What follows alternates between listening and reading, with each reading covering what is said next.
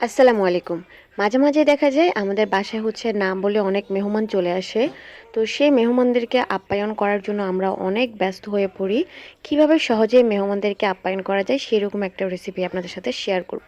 চলুন শুরু করা যাক। ঘরে যখন না বলে কোনো মেহমান চলে আসে তখন কি করা যায়? আমার কাছে তো চিকেন রোস্ট, ডিম আর পোলাও হচ্ছে একমাত্র ভরসা।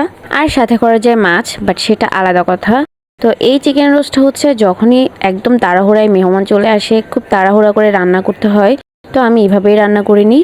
প্রথমে সুবিধা মতো সাইজে চিকেনগুলা কেটে নিই। তো আমি রোস্ট করার সময় একটু ছোট সাইজেরই করি। তো যেহেতু স্পেশাল গেস্ট ছিল তাই দুইটা হচ্ছে আমি লেগ পিস একটু বড় সাইজের রেখেছিলাম আর এগুলো একটু কেটে দিয়েছিলাম।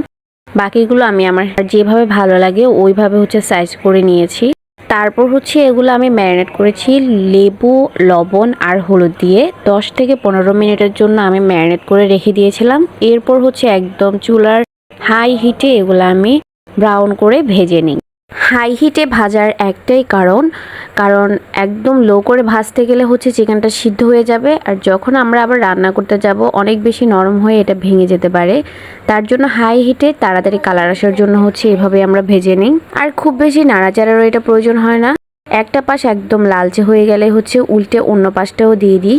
তো এই যে আমার এখানে খুব সুন্দর একটা কালার এসেছে। এখন এগুলো আমি নামিয়ে নিচ্ছি। প্রথমবার তো ফ্রাই প্যানে আমার চিকেন দেওয়া হয়ে গেছে। এগুলো নামিয়ে হচ্ছে আমি আবারও চিকেন দিয়ে দিব বাকিগুলো। এরপর আবার একইভাবে সেম কালার করে হচ্ছে ভেজে নামিয়ে নিব। আর এর পাশাপাশি আমি মশলাগুলোও রেডি করে নিচ্ছিলাম। পেঁয়াজ, রসুন, আদার পেস্ট। যদিও এখানে আমি পেঁয়াজের পেস্টটা ব্যবহার করিনি, একদম কুচিটাই ব্যবহার করেছি, কারণ হাতে খুবই কম সময় ছিল। আসলে এখন আর সেভাবে সময় নিয়ে কোনো কিছুই করা হয় না, সব কাজই খুব তাড়াহুড়োর মধ্যেই করা হয়। তো এই যে আমার সব চিকেন ভাজা হওয়ার পর আমি হচ্ছে এখন মশলাটা রেডি করে নিচ্ছি। এখানে বেশ খানিকটা পেঁয়াজ দিয়েছি, সাথে দিয়েছি গোটা গরম মশলা। এখন ভালোভাবে নেড়ে চেড়ে পেঁয়াজটা ব্রাউন কালার হওয়া পর্যন্ত অপেক্ষা করলাম। তারপর এখানে দিয়ে দিচ্ছি আদার পেস্ট আর রসুনের পেস্ট পরিমাণ মতো। আদা রসুনের পেস্ট দেওয়ার পর ভালোভাবে নেড়ে চেড়ে কাঁচা স্মেলটা চলে যাওয়া পর্যন্ত অপেক্ষা করব। এরপর এখানে দিয়ে দিচ্ছি বাকি মশলা। এখানে আমি গরম মশলা দিয়েছি, সাথে দিয়েছি মাংসের মশলা, হলুদ, মরিচ আর ব্যবহার করে